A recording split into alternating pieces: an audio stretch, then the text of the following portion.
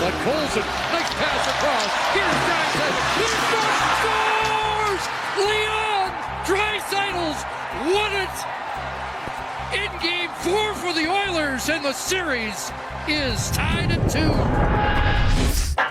2. Welcome to 32 Thoughts, the podcast presented by the GMC Sierra AT4X. Shromati, Friedman, Bukauskas back with you. Elliotte, we should have known, watching Taylor Swift and Travis Kelce walk into Amarant Bank Arena, that something sensational was brewing on Thursday night. First time since 1919.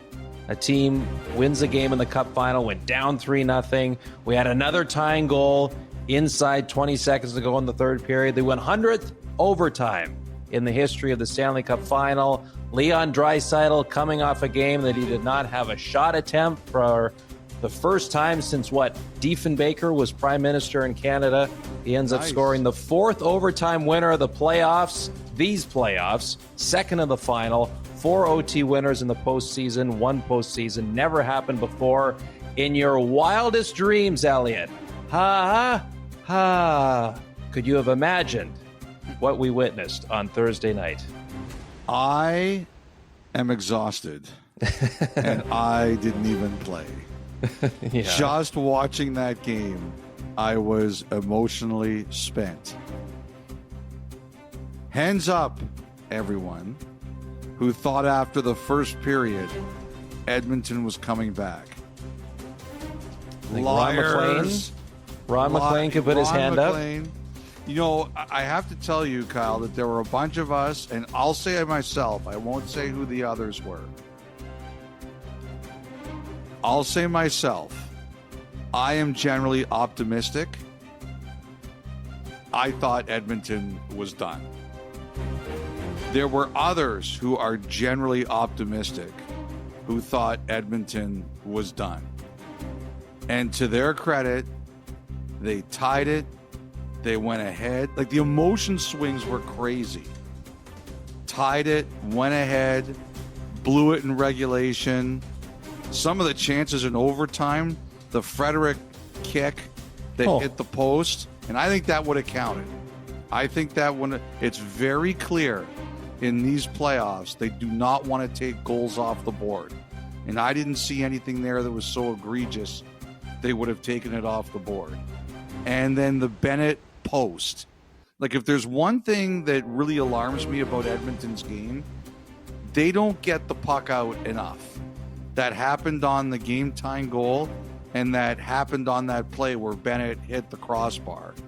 And then they won it. I did not think Edmonton was coming back in that game. I just looked at Florida and the way they played, and I thought they were done in this game.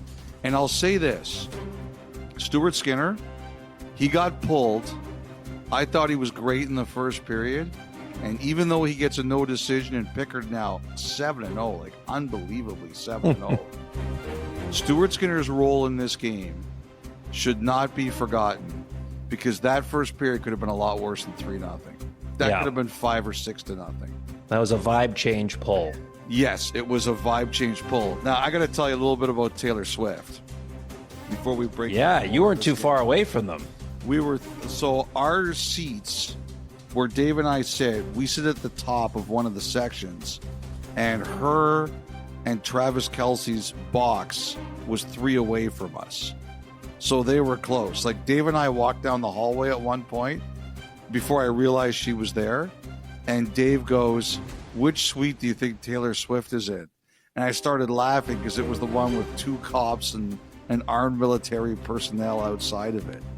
And in their suite, they had the black shades pulled on the sides. Like, no other suite had the black shades pulled. And, you know, Gretzky got in there because he's Gretzky. Dave tried. He got rebuffed. And that's not true. He's in handcuffs. Yeah, he didn't try. Yeah, Dave was taken to the jail in the basement of the arena. No. So nobody else was getting in there.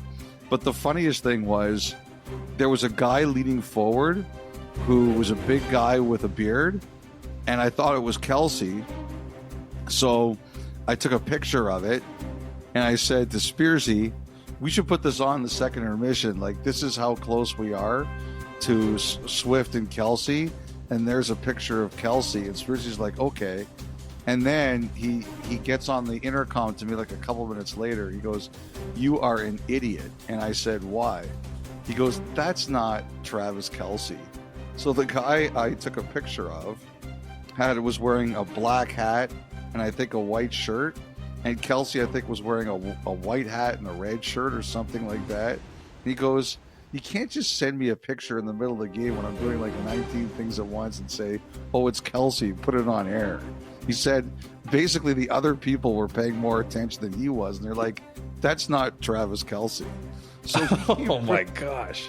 So we came pretty close to putting a picture of this guy on air and me saying, yeah, here's how close I am. And you can see Travis Kelsey. So thank you to the other people in the control room who were paying attention. Yes. I realized that wasn't him. But everyone in there that had more journalistic instincts than Elliotte. Which is everybody. But like it was a great building. Like that was a great, like we talk about how great the Edmonton crowds are, and they are great. This was a really good crowd for this Florida game. Like they were invested. They were really invested. The euphoria of the first period, the shock of the collapse of the second, the even bigger shock when Wallman scored to put them ahead, the pride of Armor Heights, the euphoria again when they tied it, the close chances in overtime, the up and down. Like it's a true heavyweight fight. Punch, counter punch, punch, counter punch, both teams. And then the shock that Edmonton actually won the game. Like those fans could not believe they lost. We talked about how momentum doesn't have to go from game to game.